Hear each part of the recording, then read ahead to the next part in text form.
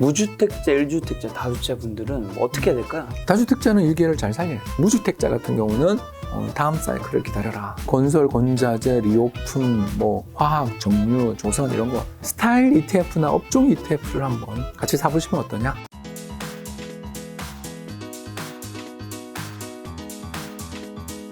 사실 제가 이제 김작가 TV 촬영 시작한 이후로 제가 촬영이 있는 전날 술을 거의 안 마시거든요. 왜냐면 술을 마시면 제가 또 약간 중간에 잘 안 멈추는 스타일이에요. 그 다음날 촬영이 지장이 가니까. 근데 마침 오늘 촬영인데 어제 밤에 이제 홍시호 박사님과 이효석 이사님이 저한테 톡이 왔어요. 나오라고 술 한잔. 근데 또 나오더라고요. 근데 되게 편하게 마실 수 있더라고요. 왜냐하면 내 타일 촬영분이, 게스트분이 내 옆에 있으니까. 예, 그리고 저도 오전 일정도 없고 그러니까 그냥 부어라 마셔라 해가지고 네. 그 코로나 걸려서 격리한 다음에 술을 안 마셨을 거 아니에요. 그렇죠. 아픈데 그렇게 생각해보면 한 2주 술을 안 먹다가 먹으니까 되게 맛있더라고요. 맞아요. 남자 3명이서 많이 마셨어요. 와인 2병에 사케 2병. 하지만 그 전에 이제 사회적 거리두기 시간에 대한 그게 좀 익숙화돼 있으니까 한 11시 되니까 한 11시 반쯤 우리 또 서로 빠이빠이 했어요. 정말 사회적 거리두기가 이제 해제되니까 그 길거리에 사람도 많고 먹는데 조금 약간 기분이 좋더라고요. 맞아. 근데 해제됐는데 이제 사람들이 그 전에 익숙해진 것 때문에 그런지 조금 빨리 끝나는 것 같긴 하더라고요. 그건 좋은 것 같아요. 그렇죠. 자, 오늘 이제 우리는 음주에서 이제 벗어나서 오늘 이제 네, 또 우리나라 술에 아직 덜 깨가지고 팅팅 부었죠. 주식과 이제 부동산 시장에 대한 이야기 여쭤봐야 되는데 네네. 요즘 경기 침체 이야기 종종 좀 들리던데 올해 경제 전망 좀 박사님 좀 어떻게 보고 계신가요? 작년보다 못하다. 근데 마이너스 성장할 것 같지는 않다. 이런. 그러니까 침체는 아니고 둔화. 예, 그러니까 침체를 어떻게 정의하기가 되게 어려운데 네. 기술적인 경기 침체는 2분기 연속 마이너스 성장. 코로나 때. 네. 뭐 2008년 글로벌 금융위기 때 이런 건 확실하게 경기 침체죠. 근데 그것만으로 딱 단정 짓기는 좀 어려울 때가 있어요. 9.11 테러 때 보면 2분기 연속 마이너스 성장은 안 했는데도 경기 침체라고 판정했거든요. 네네. 그런 때는 고용이 감소. 그러니까 고용 감소가 나타나는 시기에는 좀 그래도 이거는 문제가 있다. 네. 이렇게 볼 수가 있는 거죠. 그래서 고용이 감소할 만한 상황이 출현해야 경기 침체라고 우리가 이제 판정을 하게 되는데 현재 우리나라 고용 동향이나 미국 네. 고용 동향 보면 다 너무 좋아 좀 문제죠. 그러니까 고용이 엄청나게 늘고 있습니다. 우리도 그렇고요. 왜 이렇게 늘고 있는 거예요? 이제 리오픈 어제 우리 술 먹었잖아요.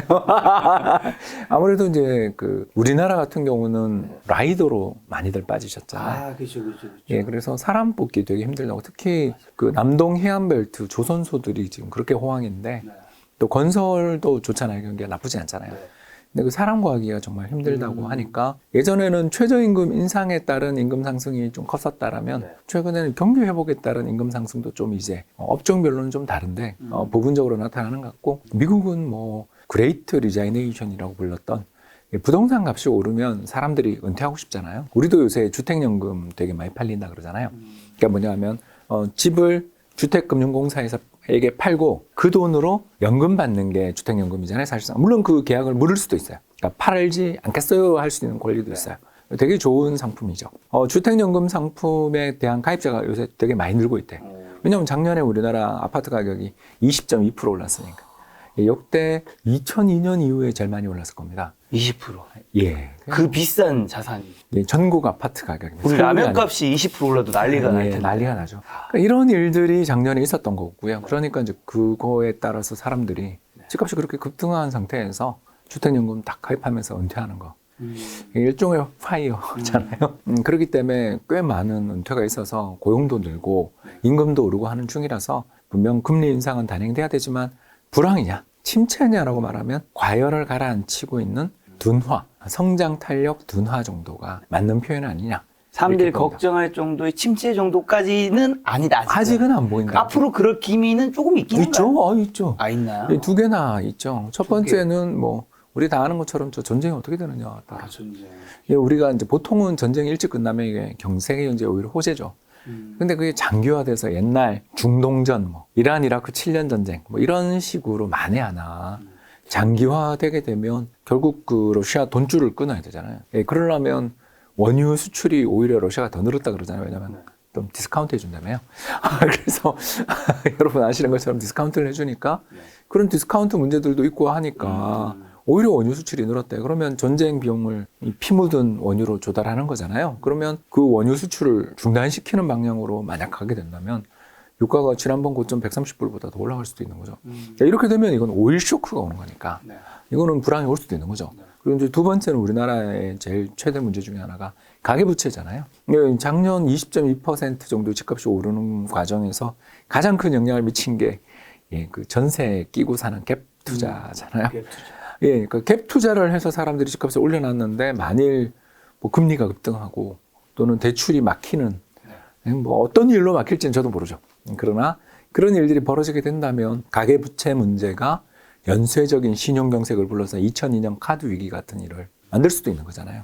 그래서 그 카드 위기 때 아까 제가 말씀드린 것처럼 정부가 살려보겠다고 금리 인하하고 그래서 부동산을 또 급등시키고 이런 일들이 있었던 것처럼 경제라는 게 이게 살아있는 생물과 같기 때문에 전혀 위기의 가능성이 없다 이렇게 말할 수는 없는데 제가 이야기하는 것은 저 러시아 이번에 뭐 순양함도 침몰하고 매일 뭐 10조 내 20조에 달하는 어마어마한 전쟁 비용을 언제까지 할 수 있겠어? 뭐 전 국민을 뭐 이제 동원하네 뭐 이런 이야기까지 나올 정도로 되게 힘든 상황이니 자기가 돈이 없어서 결국은 전쟁 그만두고 여기서 적당히 뭐 타협할 거다라고 보는 시각이 아주 우세하니까 또 더 나가서 윤 정부가 이제 새로 출범하는데 뭐 예를 들어서 생애 첫 번째 주택 구입하는 분들에 대한 LTV 그게 담보 인정 비율 이런 거 완화도 한다든가 또는 다주택자 양도세 규제 이런 것들도 좀 완화하는 식으로 해서 부동산 시장에 묶여 있는 이 돈들이 좀 흐를 수 있게 하면 가격은 좀 조정받을 수 있지만 또 이게 뭐 이렇게 묶이지만 않으면 신용경색 가계부채 문제가 터지진 않잖아요. 또 그러니까 이러기 때문에 아직은 그냥 가능성이지 불황이 온다 이렇게 이야기하려니 거기다 베팅해서 돈 벌겠다 뭐 은행주 팔자 뭐 이렇게 예를 들어서 이렇게 얘기하려니 찝찝하다. 너무 돈 잘 벌고 있다. 이런 거죠. 경기 침체가 올 수 있는 가능성이 이제 전쟁이 장기화랑 이제 가계부채 이러고 말씀해 주셨는데, 근데 아까 전에 이제 전쟁이 그게 짧게 끝나면 그게 조금 호재 있을 때 했는 게 어떤 의미예요? 두 가지 때문에 그런 게 바로 이제 우크라이나랑 러시아 전쟁을 보고 있으면서 자, 우리 어떤 생각을 했어요? 그 평화를 지키려면 전쟁 준비를 해야 된다라는 거 했죠. 느꼈죠. 그러면 다시 한번 느꼈죠. 다시 한번 느꼈고 그러면 올해 예산안들을 만드는 각국 정부들이 전쟁 관련돼 있는 비용들 그런 쪽에 돈을 엄청 쓸 거고 그렇죠. 조금 더 세게 이야기하면 어떤 나라는 한 10주 훈련시키던 나라가 있었는데 그렇잖아요. 모병제는 해서 전문직들로 이제 군인을 보충하지만 일반 병들은 군사 훈련을 시켜야 되잖아요. 그렇죠. 그래서 한 10주를 훈련했다면 안 되겠다 20주. 30주 뭐 이런 식으로 국방을 더 강화하는 방향으로 가게 되고 그건 전부 다 돈이잖아요. 이해되시죠? 그러니까 각국이 작년 재작년에 돈을 엄청 썼기 때문에 올해는 긴축의 해였는데 긴축을 못 하게 된 거죠. 예산을 그쪽에 써야 되니까. 써야 되는 거죠. 또 뭐 그뿐만이 아니겠죠, 그죠? 다양한 부분에 있어서 특히 러시아산 원유나 가스에 대한 앞으로 규제가 계속, 그러니까 이 전쟁은 끝나더라도 규제는 지속될 수 있잖아요. 그런 것들에 대비해가지고 예를 들어서 LNG, 액화천연가스 터미널도 해야 될 수 있고 다른 시설 투자들을 얼마나 많이 해야 되겠어요. 이게 다 돈이잖아요. 그러니까 이게 첫 번째고 두 번째가 뭐냐면 각국 중앙은행들이 인플레이션이 엄청 나도 핑계가 생겼죠. 전쟁 때문이다. 지금 유럽 중앙은행 제로금리인 거 아시죠, 여러분? 미국만 금리 인상해요. 세계 주요 3대 은행이 미, 연준, 유럽 중앙은행, 일본 중앙은행이잖아요. 그 세계 3대 경제권이잖아요, 거기가. 물론 중국이 있지만 중국은 금리를 오히려 인하하고 있고. 자, 이런 식으로 움직이고 있다는 거죠. 미국만 금리 인상하지 다른 나라 어디 금리 인상한다는 이야기 없잖아요. 그렇게 되면 뭔 일이 벌어지냐면 실질적인 금리가 마이너스를 다 가겠죠. 우리도 그렇고요. 그렇기 때문에 이게 전쟁의 충격에 따른 일시적 인플레다라는 게 말이, 그러니까 그 말에 대해서 상당수가 동의한다면 오히려 인플레 났는데 금리는 안 올리니까 경기는 더 좋아질 수도 있는 거죠. 그런 의미에서 예. 방금 인플레이션 얘기해 주셨는데 그럼 인플레이션은 지금 피크를 친 건가요? 좀 어떻게 보나요? 뭐 그 가능성이 있죠. 뭐 100%라고 말할 수는 없는데 그래도 상당히 희망적인 게 두 가지 포인트가 보이는 거죠. 첫 번째 포인트는 뭐 우리 다 아는 것처럼 유가가 지난 2월이었나요? 3월 초에 한 130불, 140불까지 간 다음부터는 그래도 한 100불대 근처에서 움직이죠. 그러니까 전월 대비로는, 그러니까 3월이 너무 심했던 거지 4월엔 일단 평균적으로 하락했다. 이게 가장 큰 거죠. 두 번째가 뭐냐면 전 세계적으로 병목 현상의 지표를 가장 잘 보여주는 게 중고차값, 미국 중고차값이잖아요. 우리도 그렇고요. 우리도 요즘 좀 떨어지고 있어요. 떨어지고 있어요. 2달 연속 떨어졌습니다. 그리고 특히 지난달 3월 달 미국의 중고차값은 전월 대비 3.8% 떨어졌거든요. 예, 그 급등을 45% 정도 했기 때문에 네. 3% 떨어진 거 가지고 뭐 그걸 떨어지고 있다고 말하기도 민망하지만 우리는 가격이라는 건 항상 그 기준 대비 얼마 올랐냐가 중요한 거잖아요. 그래서 절대 가격 자체가 네. 떨어지는 방향으로 가게 된다면 하반기에는 작년에 급등했던 것들이 오히려 이제 그 역으로 전환될 가능성도 있죠. 그렇게 되면 중고차 값이 이제 그동안은 계속 플러스 상승 기여를 했다면 이번에는 네. 마이너스로 갈 가능성이 생기는 거죠. 그러면 이 두 가지가 지금 현재 인플레이션에서 가장 중요한 요인인데 일단 유가는 잘 모르지만 중고차 값은 확실히 빠지니까 이런 면에서 놓고 본다면 인플레가 더 막 전쟁의 장기화에 따라서는 제가 뭐 틀릴 수 있는 거지만 적어도 근원 인플레 그러니까 에너지나 곡물을 제외한 인플레는 진정되거나 둔화될 가능성이 생긴 거죠. 그렇기 때문에 뭐 저 일부 연준 의원들이 피크 쳤다 이런 이야기를 하게 되는 이유가 그분들이 이제 중고차 값, 신차 값을 보고 그렇게 얘기를 한다고 볼 수 있는 거죠. 인플레이션 피크를 좀 쳤다면 연준 입장에서는 금리 인상 조금 예, 세게 하고 네. 천천히 해도 되는. 세게 하고 천천히. 예. 그러니까 이번에 5월이죠. 네. 5월 FOMC에서 금리 인상을 안 한다라는 건 이제 너무 리스크가 크잖아요. 그렇죠. 뭐 50bp 예, 아니면 어제처럼 최근에 제임스 블라드 세인트루이스 연은 총재 같은 경우는 0.75% 인상까지 이야기를 하고 있으니까 시장의 충격은 이미 줬잖아요. 네. 그러면 뭐 기본이 0.5% 아니겠냐. 그러고 하반기에는 인플레가 만약 진정되면 다시 0.25%로 천천히 해도 되는 거잖아요. 네. 그래서 일단 지금은 지난번 3월에 너무 0.25밖에 안 했기 때문에 6월에는 5월 아니면 6월에는 빅스텝 가능성은 꽤 높다. 근데 뭐 그래봐야 물가 8.5% 오르는데 정책금리 이제 0.5%니까 아직도 마이너스 금리가 너무 심하니까 특히 3월은 사실 좀 연준이 쫄았죠.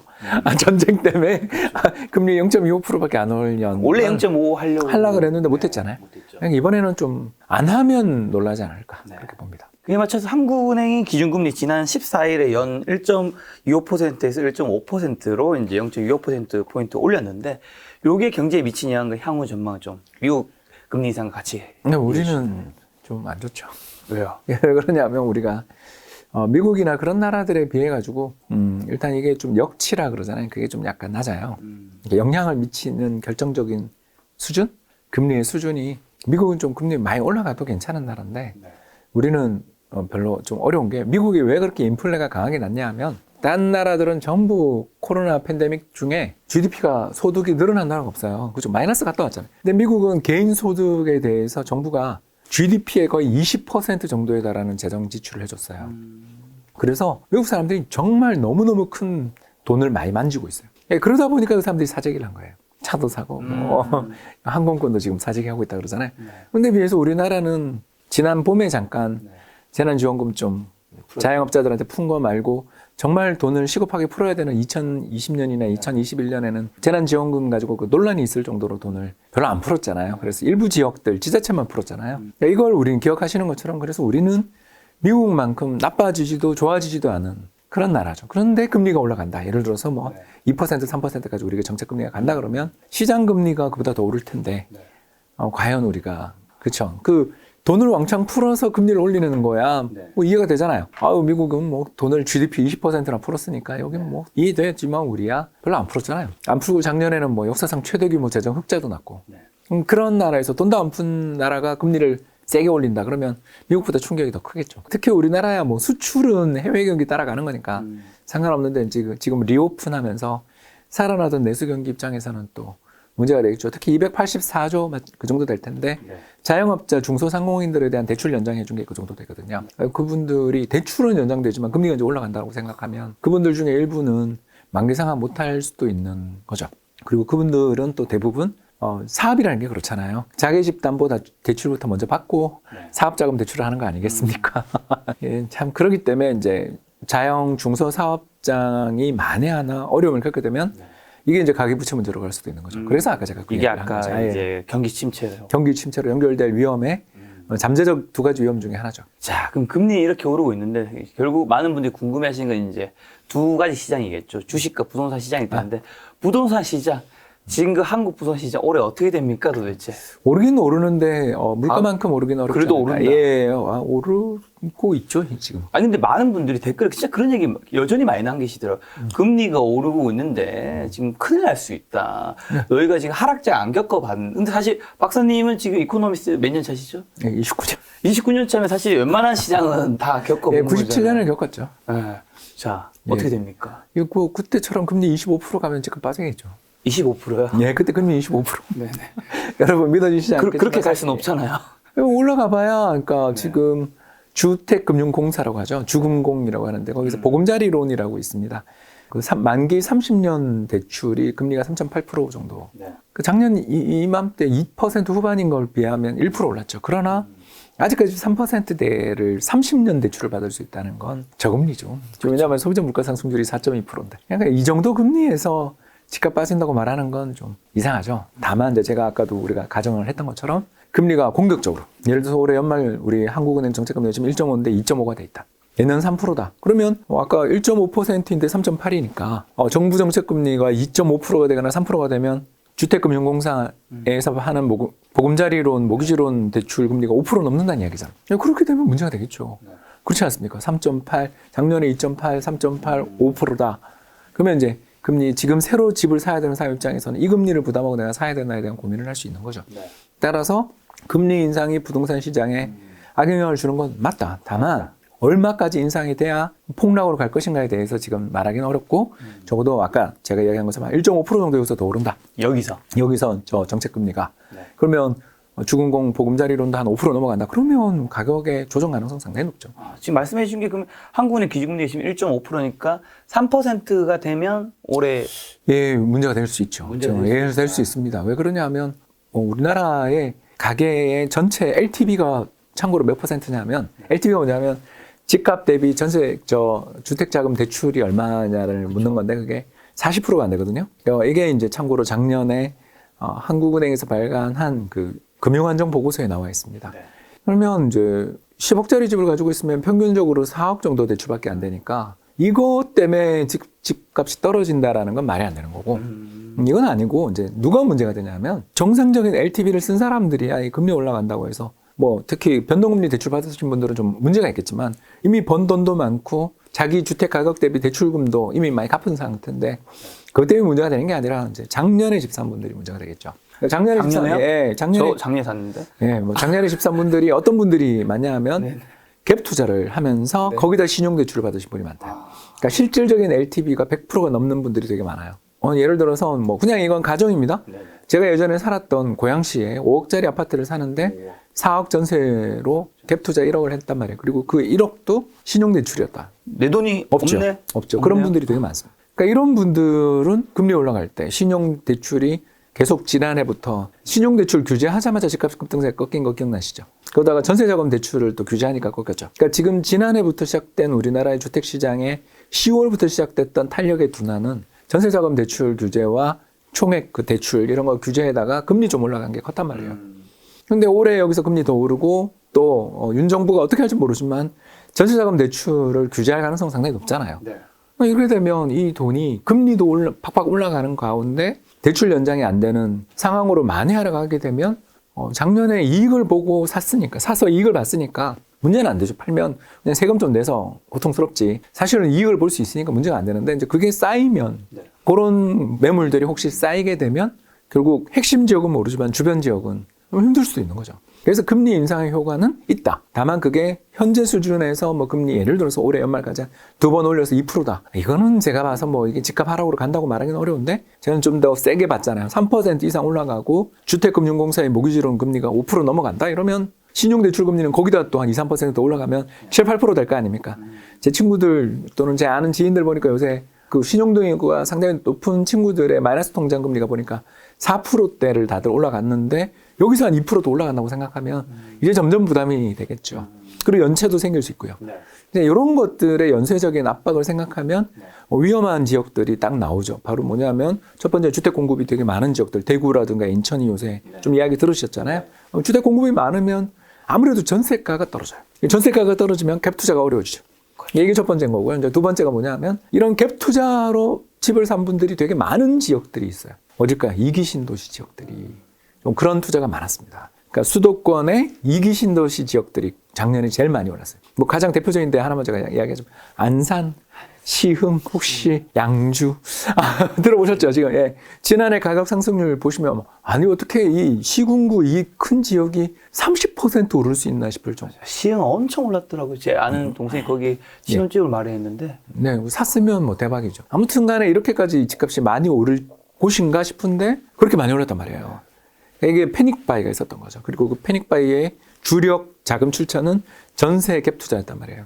이제 그게 막히거나 신용대출이 막히거나 그러면 특히 전세 자금에 대해서 정부가 보증해 주던 것도 이제 고가 전세 자금 대출 보증 안 해준 거 이것도 상당히 컸거든요. 이런 여러 가지 정책들이 펼쳐지면서 지난해 하반기 금리 인상뿐만 아니라 이런 정책들이 가해지면서 시장이 지금 조정으로 왔고 조정이라는 거지만 뭐 플러스잖아요. 아직도. 조정은 왔지만 그럼에도 불구하고 시장이 양도세 중과 폐지되면 그때 매물 나올 거라면서 아무도 지금 거래 안 하는 이런 시장이 돼 있으니까 빠진다 이렇게 단언하기는 어렵지만 뭐 또 급등할 것 같지도 않은 그래서 아까 제가 이야기한 것처럼 올해 소비자 물가 상승률 한 4% 보는데 요거보다는 올해 집값 상승률이 좀 둔화돼서 실질 가격은 과거에 비해서는 그래도 이제 좀 둔화되거나 마이너스 가능성이 있는 이런 정도 그러니까 강보합이라고 우리가 부르죠. 강보합 시장으로 보여지고 지역별로 올해는 작년 급등했던 지역들은 좀 차익 실현 매물이 나올 수 있는 특히 양도세 문제, 대출 규제 문제들에 따라서는 그런 차익성 매물이 나올 수도 있는 가능성이 있다.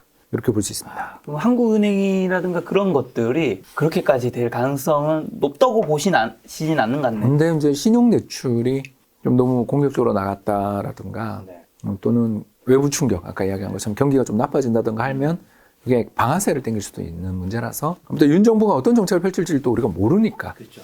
제가 지금 약간 가정의 가정을 뒀잖아요.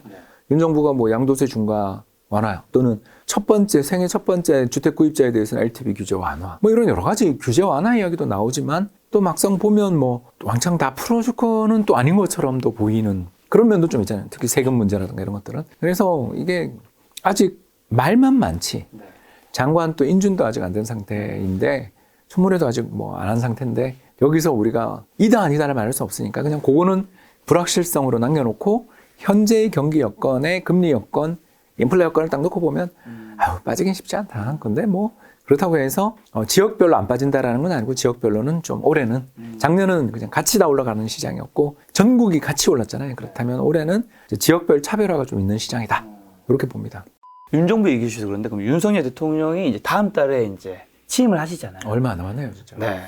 그럼 이제 부동산 시장에서 진짜 이것만큼은 딱 바뀔 것이라고 뭐 보고 있는 변화 같은 거. 두 가지는 바뀌겠죠. 첫 번째는 지금 둔촌주공 사태에서 보는 것처럼 분양가 상한제는 이거는 저 시행령이니까 풀 수 있거든요. 네. 둔촌주공 사례나 이런 여러 가지 지금 공사 중단 사례가 되게 많아요. 맞아. 잠실 진주도 그 문화재 나오면서 지금 중단돼 있고 뭐 되게 많습니다. 이런 그 공사 중단돼 있는 게 전세 가격 급등의 요인이었어요. 아시죠? 신축이 입주 물량이 없으니까 뭐 이게 집만 부쉈지 입주는 못하니까 전세값이 오를 수밖에 없었죠. 여기다 이제 임대차 3법까지 나왔죠. 네, 그런 것들을 감안해 보면 정부 입장에서 앞으로 공급을 촉진시킬 수 있는 가장 좋은 방법이 바로 분양가 상한제를 지금 특히 인플레도 있으니까 완화해 주는. 그게 가장 좋은 공급 촉진 그리고 여러 가지 지금 갈등에 휩싸여 있는 수많은 사업장 문제를 해결해 줄 수 있는 가장 좋은 방법이고 이제 두 번째가 재건축 초과이익 환수제인데 이거는 좀 법 개정도 약간은 필요한 부분이라서 이건 잘 모르겠고요. 세 번째는 이제 양도세 중과인데 이 양도세 중과도 이 시행령 바꾸면 좀 완화할 수 있는 여지가 있어서 이런 부분들은 아마 정부가 출범하면 바로 이루어지지 않겠냐. 그래서 제가 아까 기대 반 좀 한 게 매물이 좀 나올 수 있다. 그러니까 지금까지 잠겨있던 매물들이 세금 때문에 못 나온 매물이 많았고 그 이전에는 또 그 임대주택 사업자 그런 관련돼서 못 파는 매물들이 아무튼 되게 많았는데 이게 이제 좀 풀릴 가능성은 있으니까 이게 풀리면 그래도 물론 가격이 오를 힘도 많은 건 알지만 왜냐하면 이게 규제 완화는 또 재건축 재개발에 대한 기대를 높이니까 그러니까 가격 상승의 기대도 높이지만 다른 한편으로는 잠겼던 매물도 나오니까 제 생각에는 그냥 강보합 이렇게 보는 거죠. 그럼 이런 상황에서는 무주택자, 1주택자, 다주택자 분들은 어떻게 해야 될까요? 다주택자는 이 기회를 잘 살려야죠. 다주택자 입장이라면 지금까지 기다린 보람이 있는 거죠. 가격이 작년에 그렇게 올랐으니까 뭐 양도세를 중과까지는 아니지만 세금 적절하게 내면 차익을 실현할 수 있는 거니까 이건 뭐 좋은 거고. 두 번째는 이제 제가 이제 그런 입장이다. 예를 들어서 아까 제가 잠깐 이야기했던 이기 신도시에 미분양 나고 막 그랬던 이기 신도시들 많았잖아요. 어디라고 이야기할 필요는 없죠, 그죠? 북쪽, 서쪽, 뭐 남쪽, 서남쪽 보면 이기 신도시 중에 미분양 났던 거 얼마나 많았습니까? 근데 그게 다 소진된 건 물론 거기서 거의 한 2배가 올랐잖아요, 지금. 그렇지 않습니까? 분양가 뭐 2억대, 3억대 하던 다 5, 6억 넘고 좀 9평, 이거 30평대 이런 거는 7, 8억도 다 넘어 있잖아요. 그러니까 이렇게까지 집값이 급등한 과정에서 저라면 제가 그쪽 입장이라면 양도세 문제가 해결돼 있는 그런 가게 같으면 핵심 지역으로 올 것 같아요. 그러니까 다 오르고 손바뀜이 있었단 말이에요. 그런 지역들은 사실 조정이 취약하거든요. 어디라고 이제 말하기를 어렵다라고 제가 했던 이유는 작년에 많이 오른데 찾아보면 다 나오니까 제가 굳이 어떤 지역이라고 말을 해서 우리 시청자분들 심기를 안 좋게 만들 필요는 없으니까 그런 부분이고 세 번째 이제 무주택자 같은 경우는 다음 사이클을 기다려라라고 이제 제가 지금 사면 안 된다. 그러니까 급매물 나오는 장이 오면 좋겠는데 그렇게까지는 안 보이니까 편하게 이야기할게요. 작년, 재작년 같은 급등장에서도 못 잡으셨는데 지금 잡아서 돈 얼마 벌 것 같으세요? 안 오른다가 아니라 인플레 이익이고 이자 비용 감당하면 이익이 크게 나실까요? 라고 물은 거죠. 못 번다가 아닌 거 아시죠? 그러니까 부동산은 세금은 아시는 것처럼 법 개정을 해야 되는 세법은 법 개정을 해야 되니까 이거는 저 정부가 지금 손대기 어려워요. 지금 요소해야 되잖아요. 거기에다가 종부세 이런 것도 다 아시는 것처럼 세금에 관련된 있는 법 개정이 필요한 부분은 쉽게 도와주기 어렵잖아요. 그러면 집을 사고 난 다음에는 비용도 많이 들고 특히 레버리지를 일으키는데 금리도 올라가고 하는 상황에서 지금 집 사서 가격이 뭐 예를 들어 5년 내 이건 작년은 한 해에 20% 올랐지만 제가 굉장히 시장을 좋게 봐서 향후 5년 동안 전국 아파트 가격이 20% 오른다 해도 이자 부담이 큰 상황에서는 인플레이션이 심한 상황에서는 실질적인 성과는 연 몇 % 안 되는 거죠. 그런 시장인 거예요, 지금.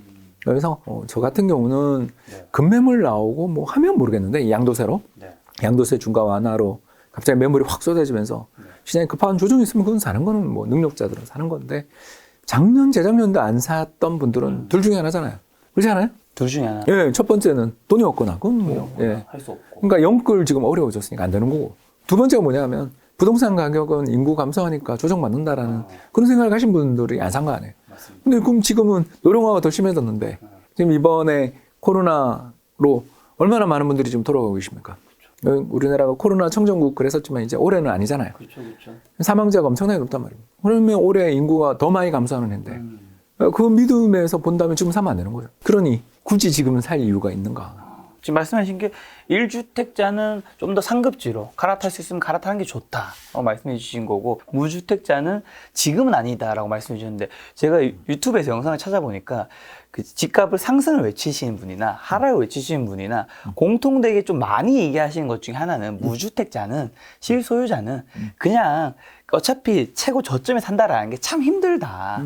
저점에는 오히려 공포감 때문에 더 떨어질까 무서워서 못 사고 그렇기 때문에 그냥 무주택자는 언제든지 지금 본인이 살면 되니까 사라는 얘기도 많이 하잖아요. 전혀 동의할 수 없죠. 그러니까 어떤 의견인지. 아니, 왜냐면 사자마자 물려봐요. 예, 제가 그 2010년에 인서울 했거든요. 제가 아까 그 전략을 썼어요. 네.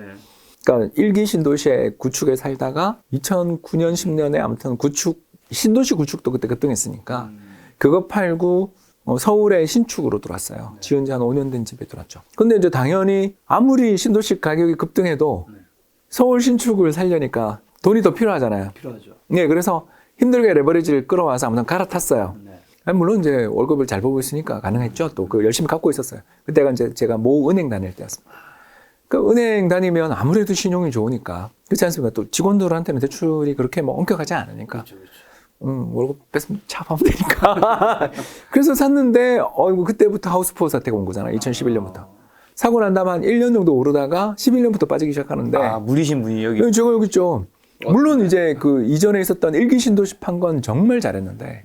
왜냐면 거기가 더 빠지니까. 그렇지 않습니까? 아까 다 경험담이군요, 이거 든 그럼요. 제가 뭘 모르는 주제 이런 거 떠들면 안 됩니다. 급등 후에 어떤 식의 조정이 나타나는지를 지금 제가 말씀드리는 거거든요. 그래서 그 다음에 서울 신축인데도 조정을 받더라고요. 한 1억 빠지더라고요. 진짜 여러분. 제가 돈이 많지 않은 사람이잖아요. 그때 진짜 힘들게 연끌해가지고, 연끌까지는 아니지만 아무튼 최대한 그때도 DTI 규제 이런 게 다 있었으니까 어떻게든 힘들게 해서 대출을 받아서 집을 샀는데 사서 한 1년 오를 때는 좋았죠. 근데 그 뒤로 3년을 빠진 거 아니에요. 11, 12, 13. 와, 진짜 힘들더라고. 대출 받은 게 다 날아간 거예요. 어떻게 됐어요? 그래서 팔았어요? 아니, 버텼죠. 버텼다. 왜냐하면 현금을 악착같이 모으면서 내핍 생활을 했죠. 결론적으로는 그 집값은 올랐죠. 올랐죠. 최근에 올랐죠. 여러분, 제가 뭔 말하는지 아시겠어요? 그 언더워터 피리어드라고 그러는데요. 이게 내가 샀던 가격이 가정이에요, 여러분. 6억에 샀는데 그게 4억 5천까지 갔다가 6억 회복하는데 6년 정도 걸렸어요. 여러분, 2016년에 회복했다니까요, 그 가격을. 그동안 우리 부부싸움 안 했을 것 같아요? 아니, 저야 벌이라도 좋고 그때 또 모은행에서 국민연금 옮기고 그러면서 퇴직금 받을 거 가지고 빚도 상환하고 해서 절치부심 살았으니까 그냥 아유 됐고, 그 뒤에 특히 제가 2015, 16년에 또 한시적인 2주택자가 되면서 그때 미분양 주택 사면 양도세도 없었어요. 그런 시기에 힘들게 또 이전에 샀던 집을 또 담보대출 조금 받아서 미분양 주택 잡았기에 그래도 여기서 지금 제가 이런 이야기를 하는 거지. 그 한 6년 정도의 언더워터 피리어드는 진짜 고통스럽다고요.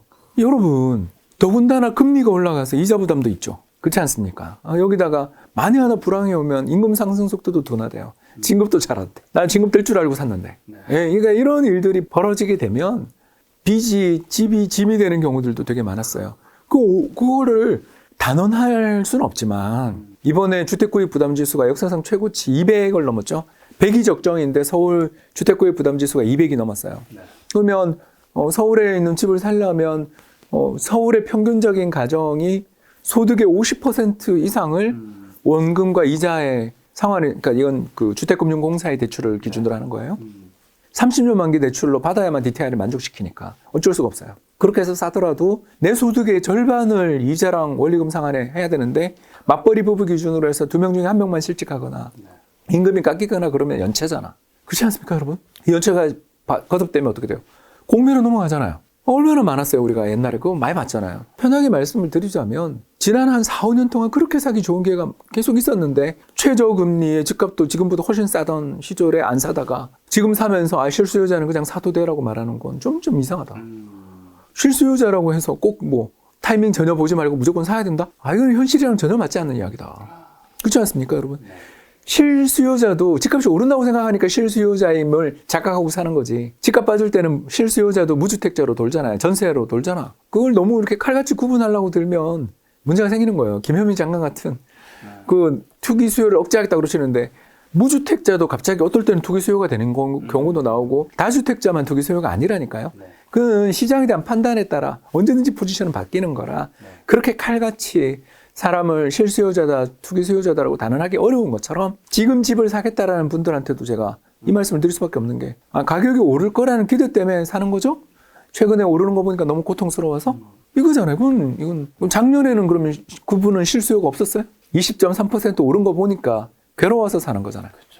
그러니까 주택이든 주식이든 다 누구나 돈 쉽게 번다 싶을 때 사는 건 그 뒤에 되게 힘들어진다는 거 우리 다 알잖아요. 고민 속에, 고통 속에 밤잠을 못 자며 고민하다 사면 그 뒤로 되게 행복한 밤이 이루어지는 거고 아주 쉽게 사면 주식이든 부동산이든 금방 오를 것 같은 기분에 쉽게 사면 그 뒤로는 잠 못 자는 불면증의 밤이 이어진다. 이건 뭐 투자의 영원한 진리잖아요. 그때 부부싸움 많이 하셨나 봐요. 부부싸움보다는 서로가 오빠 실거래가 봤어? 이 한마디를 들으면 가슴이 턱 떨어져요. 진짜 밤에. 마님이 그런 말을 또 하셨을 것 같아.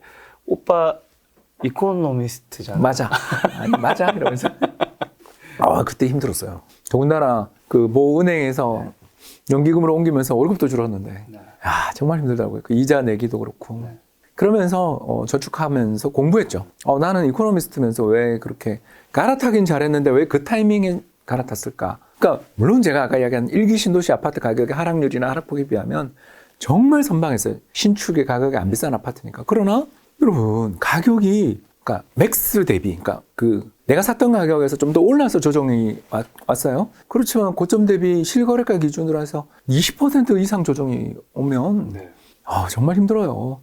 그리고 뭐 저층 이런 거가 급매물이 예를 들어서 그때 최고로 나빴을 때가 3억대도 거래가 된 적이 있었어요. 물론 저층이지만 여러분 생각해 보세요. 그 6억에 가까운 그 가격에 집을 샀는데 2층이지만 3억 8천에 거래됐다. 이건 내가 그동안 담보대출 받으면서 그 상환한 돈은 모두 허공에 날아간 거잖아요. 내 몇 년간의 저축이 다 날아간 거잖아요. 그 버틸 수 있느냐를 생각해 봐야 되는 거죠. 저는 그래서 돈 쉽게 번다고 생각하고서 집을 살 때는 조심해야 되고, 반대로 야 이거 사면 맞나? 이거 아닌 것 같은데. 그렇지만 내가 아무리 최악의 상황을 가정해서 내가 뭐 소득이 앞으로 계속 못 오르고 집값이 계속 못 오른다고 가정해도 이 정도 대출은 내가 부담하면 견딜 수 있어. 이게 언제냐면 불황에 금리 싸고 미분양 쌓이고 주택구입 부담지수 낮을 때잖아요. 지금 다 반대잖아. 미분양은 여전히 없지만 그래도 서울 미분양 나왔다는 소리도 이제 들리기 시작했고, 전국 단위 미분양은 아직도 줄고 있어요. 근데 두 번째 주택구입 부담지수는 사상 최대, 금리 계속 오르지. 여기다가 우리 경기도 지금 너무 아까 전 지난 시간에 이야기했지만 경기가 나쁘진 않잖아요. 그럼 이제 더 좋아질 것이냐 둔화될 것이냐 하면 둔화된다며. 그럼 경기도 나빠진다는 거잖아. 아니, 그러니까 불황이 아니라 성장 탄력이 둔화된다는 거죠. 그럼 내 월급도 작년만큼 안 오를 거잖아. 그러니까 이런 것들이 다 앞에 보이는데 작년 20.2% 오른 시장에서 또는 지역별로 30% 40% 오른 시장에서 그걸 따라 사겠다. 합리적인가? 정말 진지한 고민을 하셨는가? 그러니까 그걸 한 번 더 생각해 보자는 거죠. 박사님 말씀을 들어보면 앞에는 이제 올해는 강보합 얘기하셨고, 그리고 지금은 무주택자는 지금 집 사는 거는 좀 고민을 많이 해야 된다라고 예, 해주신 잘 거는 고민을 해야 되는 게 이게 시나리오를 많이 짜보셔야 되는 거죠. 나 정말 여기서 집을 샀는데 올해는 오른다고 홍 박사 그러지만 내년 내후년은 경기 따라 모르는 거 아니냐. 금리도 올라가면 모르는 거다. 자, 그렇다면 그때 한 10% 조정이 온다 하더라도 난 문제가 없는가. 또 더 나가서 그때 경기가 나빠진다 그럴 때 우리 맞벌이 부부인데 혹시 이거 임금 깎일 거나 해고될 가능성은 없는가. 또 아기가 지금 우리는 이제 애를 더 안 놓을 생각이었는데 혹시 한 명 더 낳을 수도 왜냐하면 그것 따라 소득이 또 변하잖아요. 그러니까 이런 여러 가지 시나리오를 가지고서 구입을 결정하셔서 하는 거에 대해서 제가 뭐 반대를 하는 게 아니라 집은 무조건 하나는 있어야 돼. 그 마음을 왜 이제가 2015년에 안 갖고 2019년에 그때 조정받을 때는 왜 안 갖고 지금 갔냐고. 근데 지금 박사님이 얘기 들어보면 지금 강보합 다음에는 약간의 하락장이 올 그럴 거라고 수도 생각하는... 그럴 수도 있죠. 근데 그건 아직 모르는 거죠. 아직 모르나요? 왜 그러냐면 윤석열 정부가 어떤 정책을 펼치느냐에 달려 있는 거지. 네. 왜냐하면 내년 정도까지는 2023년에 잠깐 공급 물량이 나올 줄 알았는데 지금 둔촌주공 사태 터지고 해가지고 2024년에야 물량이 서울에 나와요. 네. 그 입주 물량이. 그러면 2024년 이전까지는 결국은 양도세 중과를 한시 해제해서 다주택자 매물, 차익 실현 매물을 시장에 쏟아내게 하지 않으면 오를 것 같다는 거죠. 저는 왜냐하면 공급이 없는데 뭐 안 오를 수가 있나? 공급 없는데 안 오르기는 어렵잖아요. 그러니까 오르긴 오른다. 다만 2024년 이전까지 서울에 입주 물량이 없어서 집값은 오른다. 다만 다주택자 양도세 매물들이 확 나오는 경우는 그건 좀 시장이 공급 앞에 장사 없잖아요. 그렇죠. 그런 경우는 한번 조정을 받을 수도 있는 거 아니냐. 이게 이제 내년까지 시장에 대한 전망인데 언제 제가 아까 윤 정부의 정책에 대해서 제가 좀 조건을 많이 달았으니까.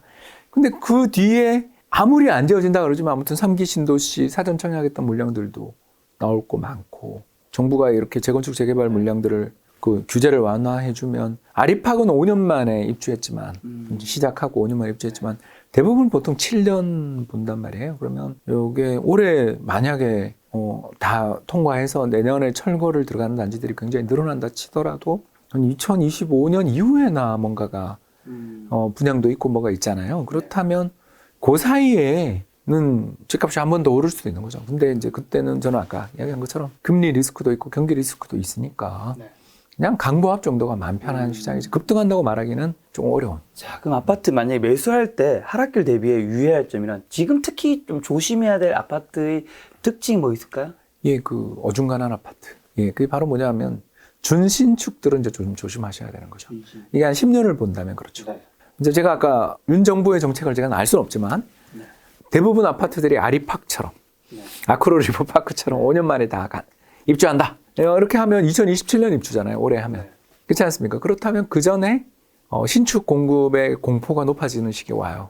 그렇죠. 그런데 입주한 지 5년 된 아파트다. 뭐 예를 들어서 올해 입주한 아파트가 있다. 광진 이그랜드 자이 같은 게 있다. 이건 뭐 충격 없겠지. 그 뭐 신축이 5년 뒤에 나오는 게 지금 신축이 5년 뒤에도 얘는 5년차 아파트인데. 근데 지금 15년차 아파트는 하도 서울에 신축이 없으니까 준신축이라고 봐주잖아요.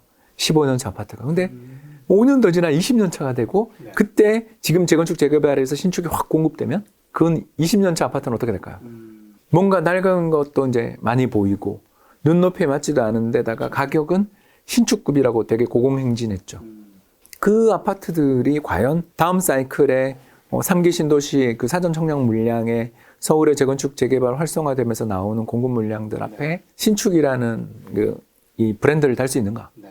그러면 신축이 아닌 아파트는 우리 알잖아요. 재건축 재개발이 안 되면서 신축 아닌 아파트가 최근에 제일 못 올랐잖아요. 그렇죠? 그럼 5년이 지난 다음에 그 평가를 받게 될 아파트들이 꽤 보이죠, 세상에는. 그럼 뭐 그냥 단적인 예로 하겠습니다. 2007년, 2008년 입주 아파트들이잖아요. 그게. 네.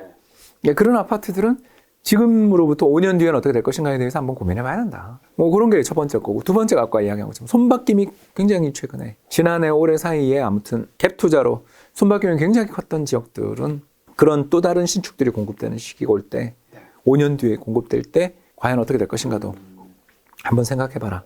물론 이제 여기에 두 가지 그 위험 아파트에서 제가 잠깐 하나 빼먹은 건 근데 거기에 교통망 같은 호재가 있다면 이건 다른 문제죠. 이거는 전혀 다른 문제가 됩니다. 예를 들어서 신분당선 인근 아파트다. 근데 그게 2007년 지었다. 상관없을 수도 있죠. 그죠? 네, 그렇지 않습니까? 오히려 잘 버틸 가능성이 더 있는 아파트겠죠. 그러나 그런 어떤 교통망의 확장이나 뭐 교통이나 이런 뉴스들이 향후 5년 내에 있는 지역들이라는 게 3개 정도밖에 없거든요, 지금. 그래서 신림선, 신안산선 그리고 별내선 정도잖아요.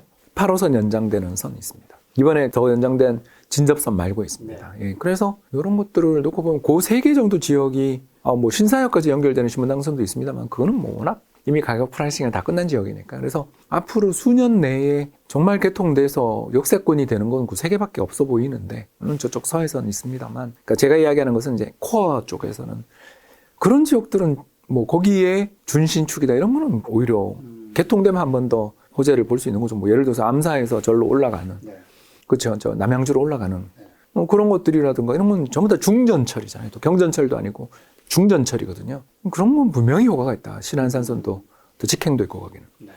그런 건 있다. 그러나 그런 게 아닌데 어중간하게 같이 올랐다라면 좀 조심해야 된다. 부동산 시장에 하락이 오면 이게 주식 시장이 지금 하락이 많이 왔었잖아요. 이 주식 시장이 전체적인 하락이 왔을 때 물론 종목에서 돈을 버는 분 아주 고수분이 있겠지만 대다수는 돈을 잃잖아요. 그렇죠. 그렇죠. 근데 부동산 시장에서도 이 전체가 떨어졌을 때 돈을 벌 수 있는 투자법이 있긴 한가요? 그게 이제 경매죠. 경매.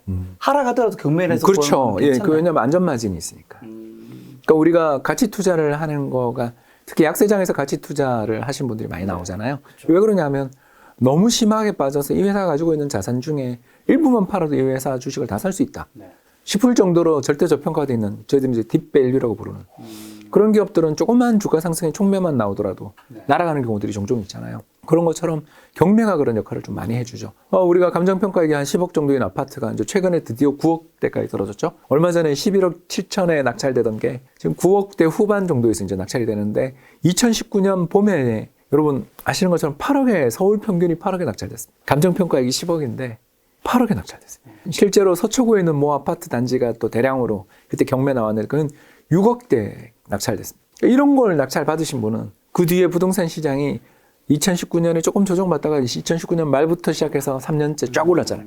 그러니까 그때 이분들은 큰 돈을 버셨겠죠. 이런 사례에서 보여주는 것처럼 권리 분석은 물론 잘해야 됩니다만 감정평가액 대비 싸게 1차, 2차 유출되는, 이제 요새는 1차 유찰은 늘고 있죠. 예전에 1차에서 다 끝났지만 2차 유찰까지 가는 아파트들도 종종 있잖아요. 그런 식으로 하면 계속 디스카운트해서 시작하잖아요. 그런 아파트들을 권리 분석 잘해서 잡으실 수 있으면 이게 부동산 시장 뭐 10% 조정하더라도 무슨 상관이 있습니까? 그렇지 않습니까? 지금 시기에 특히 경매 공부를 하는 게 좋겠네요. 그렇죠. 지금부터 공부를 해놓으면 언제 올지 모르지만 약세장이 왔을 때 빚을 발할 가능성이 있죠. 그리고 약세장이 오더라도 나는 이미 싸게 샀으니까 그렇죠. 버틸 수 있죠. 신경 안 써도 되는. 장기 투자가 진짜 가능한 거죠. 만약에 무주택자인데 본인이 경매로 싸게 산다면 그건 괜찮다. 그런 분들은 뭐 정말 표현이 그렇다면 룰을 안 나죠. 자, 그럼 금리가 이렇게 오르는데 주식 시장은 괜찮은가요? 안 좋죠. 안 좋은데 이제 특히 다 안 좋은 게 아니라 성장주가 안 좋다. 성장주. 예, 제가 맨날 여기 와서 나스닥 일변도의 투자는 위험하다고 이야기한 지 벌써 몇 달 됐죠. 그렇죠. 지난해 하반기부터 계속 나스닥 올인이라든가 네. 혹은 레버리지가 높은 자산은 조심해라고 방송 올 때마다 이야기했던 기억이 나는데 왜 그러냐 하면 일단 금리가 올라가면 이 돈을 빌려서 주식 투자하기 힘들어져요. 제가 오늘 그 문자를 하나 받았는데 제가 주거래 증권사가 KB증권이거든요. KB 출신이라 그런 거 아시죠? 국민의 출신이니까. 아니, 친구들 때문에 아니 근데 만들어줘야 돼요. 전에 키움증권에도 다니셨잖아요. 예, 그건 키움도 갖고 있죠. 아, 네. 예, 당연한 이야기를. 그래서 늘 제가 하는 일 중에 하나가 뭐냐면 통장 분리를 꼭 시키거든요. 그래서 이건 그냥 비유입니다. KB 통장은 국내에 상장되어 있는 ETF만 하는 계좌라면 키움 계좌는 해외 ETF만 하는 계좌. 인식으로 그런 식으로 운영을 해요. 그러면 편하잖아요. 둘이만 딱 놓고 보면 바로 나오니까. 이제 그런 식으로 운영을 하고 있는 중인데 오늘 문자가 딱 날아왔는데 뭐 홍 박사님은 무슨 뭐 프리스티지 고객 뭐 이런 프리스티지? 예, 뭐 제일 좋은 거라는 뜻 아니겠어요? 쓰면서 이자가 얼마냐면 6.8% 이렇게 온 거예요. 우대 고객이 6.8이라니. 그 레버리지라는 것도 결국 그 선물로 하는 거거든요. 선물에 녹아 있는 비용도 올라가거든요. 네. 그러면 일단 사업의 레버리지가 높은 기업들, 부채 레버리지가 높은 기업들, 차입을 한 기업들도 힘들겠죠. 그리고 대부분의 성장주는 레버리지를 많이 쓰는 회사들입니다. 대표적인 게 테슬라잖아요. 예, 테슬라가 정크본드인 거 아시죠? 여러분? 더블빈가 싱글빈가 모르겠는데 정크본드예요. 그러니까 투자 적격 등급이 아니에요. 왜냐하면 버닝하잖아요. 계속 증자, 그죠? 증자 여러 번 하죠. 증자 계속해서 계속 공장 짓잖아요. 지금 이번에 텍사스 공장, 베를린 공장 중공하는 거 봤죠? 태운단 말이에요. 근데 생각해보면 그렇게 증자를 해도 주가가 어쨌든 버티고 계속 꾸준히 올라가는 게 그건 대단한 것 테슬라니까. 아니 이번에 상반기가 아니죠. 1분기 미국 자동차 판매, 브랜드별 자동차 판매 보니까 40% 증가한 브랜드가 딱 두 개 있더라고요. 한 개 테슬라 있고. 한 개 테슬라, 하나는 제네시스. 타이거 우즈 사고 이후에 네. 제네시스가 미국에서 없어서 못 팔잖아요. 그러니까 그 두 브랜드만. 근데 제네시스는 몇만 대 못 팔던 게 40%니까 별거 아니지만 테슬라는 30만 대, 40만 대를 팔고 있더라고요. 그러니까 이렇게까지 가파르게 성장하는 기업은 증자로 얼마든지 자금을 조달할 수 있는데 이제 문제가 레버리지 비율이 높은 또는 증자로 제때 자금을 조달을 못하는 기업들은 문제가 생길 수가 있는 거고 더 나가서 이렇게까지 그 금리가 오르는 이유는 인플레 때문이잖아요. 그렇죠. 그러면 인플레 때문에 금리가 오르는 건데 인플레가 날 때 어떤 기업이 좋아요? 자산도 많고 뭔가 이렇게 보유하고 있는 그런 지렛대가 될 수 있는 건물을 갖고 있고 토지를 가지고 있고 이런 기업들이 좋잖아요. 그럼 그런 기업들은 대부분 밸류 기업들이잖아요. 그러니까 북밸류 대비해서 주가가 싼 네. 그런 기업들이잖아요. 뭐 우리나라로 딱 이야기하면 은행에 뭐 포스코에 뭐 네. 보험사들 아닙니까? 그런 회사들이 다 PBR 뭐 0. 몇 배 안 하잖아요. 그러니까 이런 기업들에 대해서 투자자들의 관심이 또 쏠리면 자금이라는 건 일정한데 이쪽에서 이쪽으로 가니까 상대적으로 시장이 성장주보다는 가치주로 지금. 그러니까 인플레는 가치주 이렇게 외워두시면 됩니다. 그래서 테슬라를 비롯한 몇몇 기업, 제가 좋아하는 또 에어비앤비 이런 기업들은 좋죠. 그러니까 제가 이야기하는 건 특출한 성장주는 뭐 상관없죠. 근데 좀 어리버리 성장주도 세상에 많다. 대부분의 성장주에는 어쨌든 좋은 소식은 아니다. 다는 아니지 않냐. 근데 방금 말씀해 주신 그럼 은행과 보험은 이제 좋게 보신다. 은행, 보험, 건설, 건자재, 리오픈, 뭐 화학, 정유, 조선 이런 거 전부 다 이게 그 가치 밸류잖아요. 밸류 주식들은 계속 좋게 보는 거죠. 저는 그래서 어떤 한 업종에 대해서 딱 올인하면서 나 이거 샀는데 왜 박사님 말씀 틀렸어요라는 분이 있더라고요. 아니, 저도 댓글은 보니까 그래서 건설주 이야기를 하시더라고요. 그래서 제가 건설주를 사라 그런 게 아니라 건설, 건자재, 시멘트 요새 급등했잖아요. 예, 뭐 예를 들어 샤시, 가구, 인테리어, 그리고 은행, 보험, 거기다가 리오픈 되니까 정유, 항공, 여행, 호텔, 뭐 몰, 특히 면세점부터 시작해서 얼마나 많은 기업들, 밸류 기업들을 다 추천했는데 HDC 사태 때문에 건설주 빠졌다고 틀렸잖아요 라고 이야기하면 이제 저 같은 이코노미스트 입장에서는 제가 HDC를 추천한 적은 없습니다라는 말밖에 못하는 거죠. 그러니까 저 같은 이코노미스트들은 어떻게 투자를 하냐면 업종 ETF를 좋아한다. 그리고 스타일 ETF를 좋아한다. 건설 얘기해 주셔서 그런데 여기 김 작가 TV 나오셨던 분 중에 한 분 이런 얘기 해주시더라고요. 이게 이제 대선 같은 경우는 사실 이 건설 섹터가 주목받긴 하지만 뭐 국방도 있고 외교도 있고 이런 것들이 되게 굵직굵직한 것들이 많다 보니까 건설이나 이런 쪽의 초점을 완전히 받기보다는 이제 흩어지는데 이제 6월에는 또 지방선거가 있잖아요. 지선 때는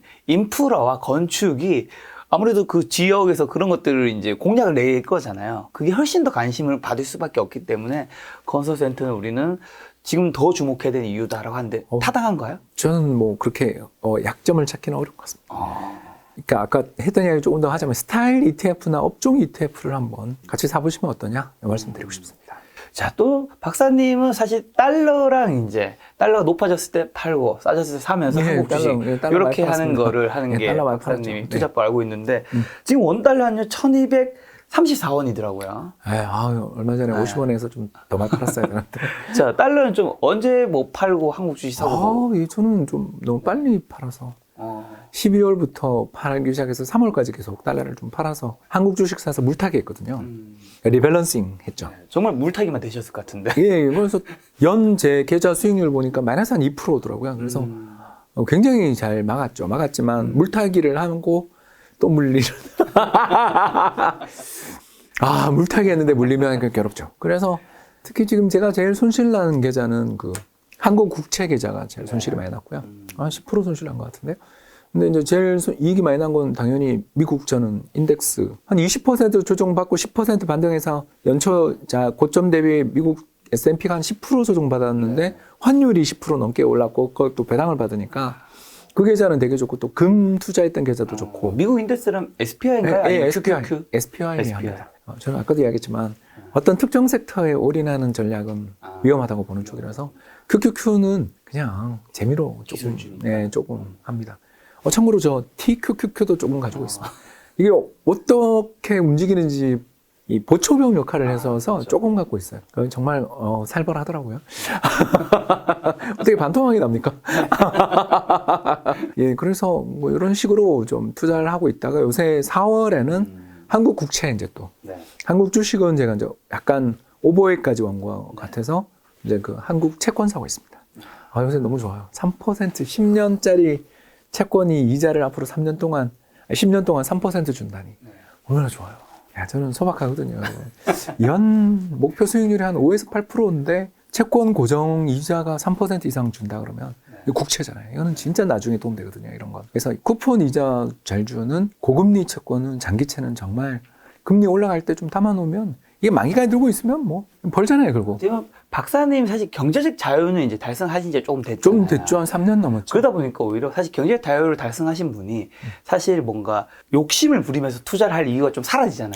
그러다 보니까 자산이 꾸준히 우상향하는데 예를 들면 자산이 좀 적으신 분일수록 왜 갑자기 기침을 하세요?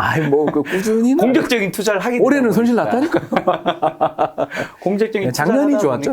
저는 정말 작년이 좋았고요. 자산이 좀 적으신 분들이 더 힘들어지는 경우도 좀 있는 것 같더라고요. 작년 같은 조정장이 저희는 제일 좋은데 올해는 저희도 힘든 게 주식 채권 다 빠지니까 방법이 없는데 작년처럼 채권은 힘들고 주식은 좋은 해 이런 해는 저희들이 계속 그 주식을 팔면서 이제 채권으로 미국 국채 뭐 달러 이런 걸로 리밸런싱을 해놨기 때문에 환율 올라가니까 그냥 10% 올라가 버리니까 여기서 환차익이 그 거의 대부분 그 주식에서 손실을 커버해주고 하니까 그냥 뭐 올해는 괜찮은데 또 이대로 쭉 가다가 한 내년 정도 되면 또 좋은 장이 한번 오지 않겠나. 이게 전쟁이 한번 끝나고 나면. 박사님 어차피 매달 뵙고 있으니까 4월에서 6월 요때만 증시에서 투자 포인트 및 뭔가 우리가 확인해야 될 변수. 보통 4월은 잘 안 빠져요. 왜 그러냐면 배당금 받아가지고 재투자하시는 분들이 있어서.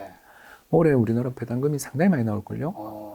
대충 배당 수익률 1.5%에 시가총액 3,000조 잡아도 40몇 조 이상 나오니까 40조 정도라고 봐도 이 정도가 3분의 1은 해외로 나가지만 그래도 이 돈이 국내 주식시장에 대부분 다시 들어오거든요.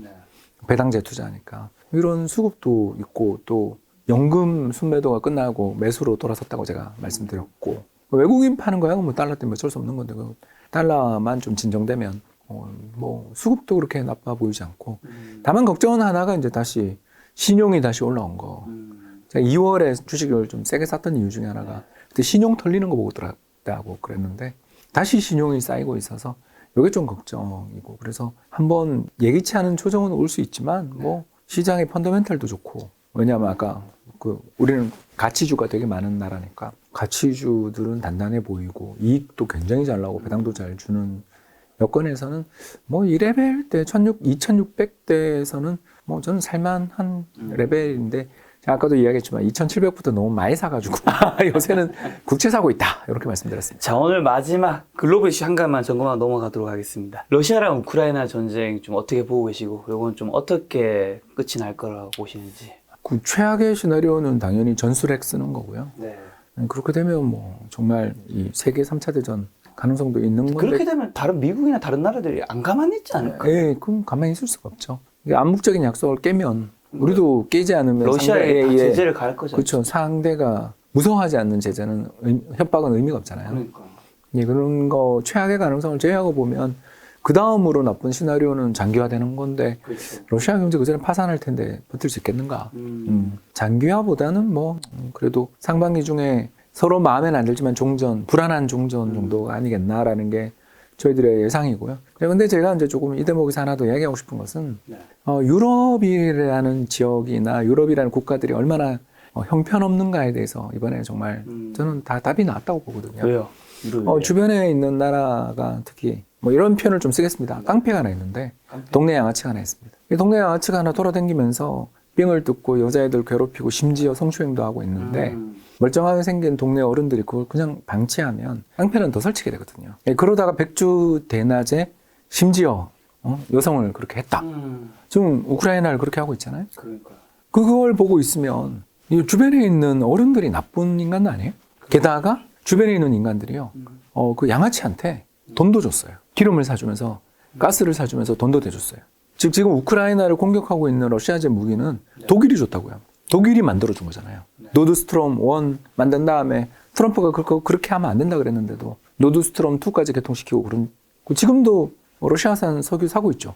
이게 뭘 의미하냐 하면 이게 ESG에서 S랑 G가 뭐냐면 거버넌스랑 사회적 책임인데 그렇죠. 이 나라들처럼 최악의 ESG 나라가 있냐는 거죠. 최악의 SG 나라가 있냐는 거죠. 그 주변에 있는 그 여성이 폭행당하고 성폭행당하고 있는 걸 보면서 그 양아치에게 우리 집은 건드리지 마 하고 돈을 주고 있는 이게 지금 유럽이잖아요. 그러니까 이게 얼마나 위험한 짓이며 얼마나 좀 추악한 일이냐. 그리고 이제야 막 우리가 힘을 키우겠다, 복싱 도장을 끊겠다, 또는 저 지나가고 있는 미국 아저씨 데리고 와서 쟤 좀 혼내주세요 하는데 미국 사람들 입장에서 유럽의 전쟁에 끌려 들어가고 싶겠냐? 안 들어가고 싶겠죠. 왜냐하면 아프가니스탄이랑 베트남 전쟁에서 봤잖아요. 그 나라 국민들이 떨쳐 일어나지 않는 전쟁에 개입해서 이기기 힘들어요. 아무리 초강대국이라 하더라도 그 나라 국민들이 모두 미국의 개입을 싫어한다. 미국은 거기 들어와서 수모를 겪을 이유가 없잖아요. 자기들을 지지하는 사람들한테 스스로 떨쳐서 싸우겠다는 의지를 가지고 있는 사람들한테 지원해도 전쟁이라는 게 이기기 어려울 때가 많은데 아프가니스탄이 뭐 대표적인 거 아니에요? 철수하자마자 바로 카불 함락되는 거 봤잖아요. 그걸 눈앞에서 본 미국 사람들 입장에서 유럽에서 전쟁이 나고 유럽에 강제 강간 수용소가 생기더라도 유럽에 군대를 파견할까?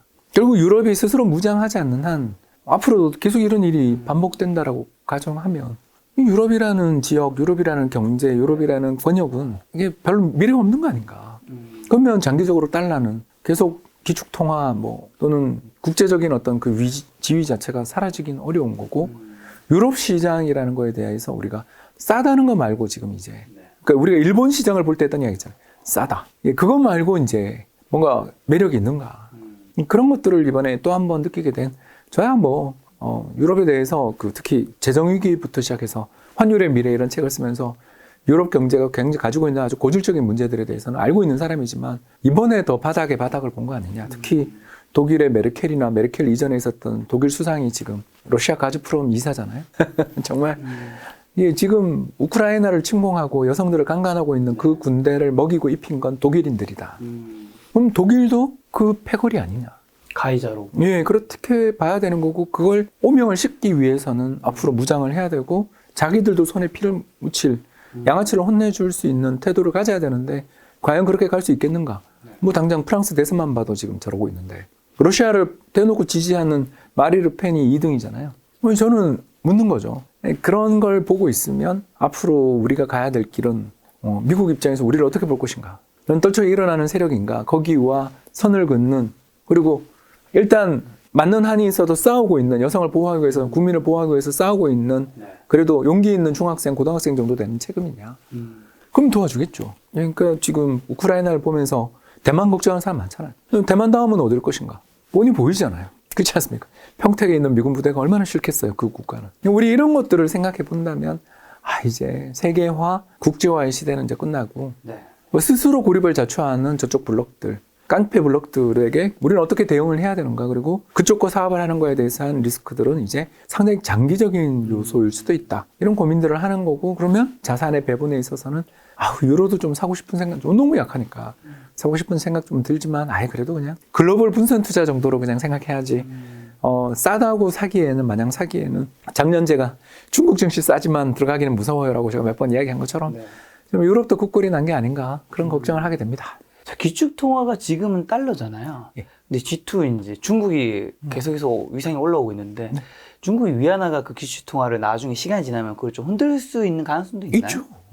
그건 뭐. 근데 그 기축통화의 패권은요, 네.